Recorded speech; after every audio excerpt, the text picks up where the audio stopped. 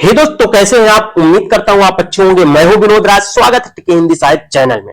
दोस्तों, आज हम एनसीईआरटी सॉल्यूशन में कक्षा 11 के पाठ 12 मीरा आरोह भाग 1 जो पुस्तक है हिंदी के प्रश्न उत्तरों को पढ़ने वाले हैं। उससे पहले इसकी व्याख्या, इसके वस्तुनिष्ठ प्रश्न हम ऑलरेडी पढ़ चुके हैं। यदि आप उनको ना देखो तो एक बार जाकर देख लीजिए, क्योंकि देखे रहेंगे तो प्रश्न उत्तर आपको याद करने में सहूलियत होगी। चलिए, उससे पहले यदि आप मेरे चैनल को सब्सक्राइब करके तो सब्सक्राइब कर दें, बेल आइकन प्रेस कर दें, जिससे आपको आने वाली वीडियो की नोटिफिकेशन मिलते रहे। और साथ ही साथ वीडियो अच्छी लगे तो लाइक जरूर करिएगा और कमेंट्स में करें आपको किस पार्ट की वीडियो चाहिए, क्या चाहिए, व्याख्या चाहिए, सारांश चाहिए, क्या चाहिए, उसको कमेंट करिए, मैं वीडियो उपलब्ध करवा दूंगा। तो चलिए पहला प्रश्न देखते हैं। मीरा कृष्ण की उपासना किस रूप में करती है? वह रूप कैसा है? मीरा कृष्ण की उपासना समर्पित पत्नी के रूप में करती है। यह स्पष्ट रूप से कहते कि कृष्ण की सिवा इस दुनिया में उनका कोई अपना नहीं है। मीरा का यह प्रेम अलौकिक है, जिसकी कोई परिभाषा नहीं है। कृष्ण के प्रति उनका प्रेम निश्चल, समर्पित और आस्था से भरा है। वे स्वयं कृष्ण की दासी मानती हैं। अगला है शिल्प भाव और शिल्प सौंदर्य स्पष्ट कीजिए। असुवन जल सींच सींच प्रेम बोल बेल बोई, अब तो बेल फैल गई आनंद फल हुई। इसकी व्याख्या करना है, ये व्याख्या लिख दीजिए। प्रस्तुत पंक्तियों में मीरा की कृष्ण के प्रति भाव भक्ति का वर्णन किया गया है। उसने अपने आंसुओं से कृष्ण के प्रेम रूपी बेल को सींच सींच कर बड़ा किया है।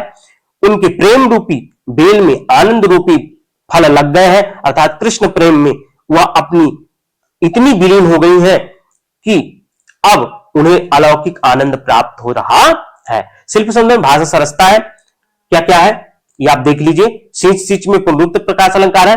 अलौकिक आनंद की अनुभूत का वर्णन है। बेली बोई बेली फैली में अनुप्रास की छटा है। राजस्थानी भाषा ब्रजभाषा है। तो ऐसे दूसरा भी है, दूसरा की व्याख्या आप देख लीजिएगा, क्योंकि व्याख्या आपको पढ़ाया गया। तीसरा प्रश्न देखते हैं। लोग मीरा को बाबरी क्यों कहते हैं? बहुत इंपॉर्टेंट है, बहुत ज्यादा पूछा जाने वाला प्रश्न है। मीरा कृष्ण के प्रेम में इतनी मग्न हो चुकी है कि उन्हें दुनिया की सुध नहीं है। उन्हें अपने कुल की मर्यादा की भी कोई चिंता नहीं है। वह स्वयं को कृष्ण की दासी मानती हैं और पैरों में घुंघरू बांधकर उनके प्रेम में नाचती रहती है। लोग मीरा की इस कृष्ण भक्ति को देखकर उसे बावरी कहते हैं, यानी पागल कहते हैं। अगला है विष का प्याला राणा भेजा पीवत मीरा हंसी, इसमें क्या व्यंग छिपा है? चलिए देखते हैं। इस पंक्ति में मीरा ने अपने परिवार के लोगों पर व्यंग किया है, जो उसके कृष्ण प्रेम को पहचान नहीं पाए। वो मीरा के कृष्ण भक्ति को कलंक समझते हैं थे। मीरा का भजन, नाचना, गाना, साधुओं के संगत में रहना कुल की मर्यादा के विरुद्ध था। इस कारण राणा जी ने उन्हें मारने के लिए विष का प्याला पीने के लिए बाध्य किया, जिसे मीरा ने साहस स्वीकार किया। वह हंसते हंसते जहर पी ली, मगर अमर हो गई। कृष्ण की भक्ति ने उन्हें बचा लिया। तो इसका उत्तर हो जाएगा। चौथा, मीरा जगत को देखकर क्यों रोती है? स्पष्ट कीजिए। तो देखते हैं। मीरा संसार के लोगों को अविवेक और व्यर्थ के सांसारिक मोह माया में पड़कर भ्रमित होने से दुखी है। उन्हें भगवत प्रेम की समझ नहीं है, इसलिए झूठे आडंबरों और विषय वासनाओं में लिप्त है। मीरा ऐसे संसार को देखकर रोती है। ठीक है ना, यहां रोती होगा, अर्थात दुखी है। ठीक है ना। अगला प्रश्न है, पाठ के आसपास देखते हैं। कल्पना करें, प्रेम प्राप्ति के लिए मीरा को किन किन कठिनाइयों का सामना करना पड़ा होगा? मीरा राजघराने में थी और साथ में कृष्ण भक्ति भी थी। उन्होंने कृष्ण प्रेम के लिए राजसी वैभव का त्याग कर दिया। इसके साथ ही परिवार वालों के अत्याचार तथा समाज के तानों को भी सहना पड़ा होगा। ऐसा हो सकता है। लोक लाज खोने का क्या अभिप्राय है? अभिप्राय क्या है देख लेते हैं। लोक लाज खोने का अर्थ है अपने परिवार या कुल मर्यादा त्याग कर घर छोड़ देना, साधुओं की संगत में रहना और समाज के बंधनों को तोड़कर जीवन व्यतीत करना। ये तो व्याख्या ही हो जाएगा। मीरा ने सहज मिले अविनाशी क्यों कहा है? ये तो एक लाइन ही व्याख्या की। यहां अविनाशी ईश्वर के लिए प्रयुक्त हुआ है, क्योंकि वो नश्वर है। मीरा के अनुसार प्रभु की भक्ति अगर सच्चे मन से किया जाए तो सहजता से प्राप्त हो सकते हैं।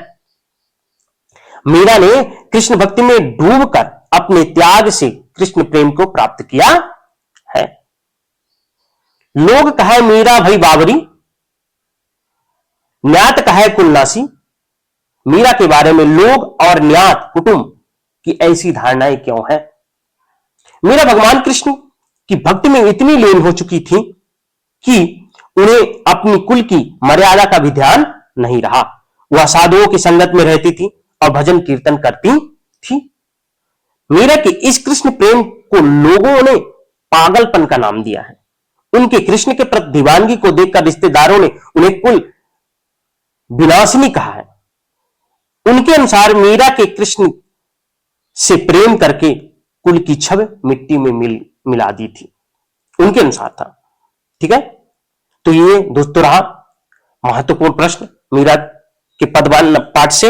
उम्मीद करता हूं ये वीडियो आपको अच्छी लगी होगी। यदि वीडियो अच्छी लगे तो लाइक जरूर करिएगा, लाइक करने में आपका कुछ नहीं जाता।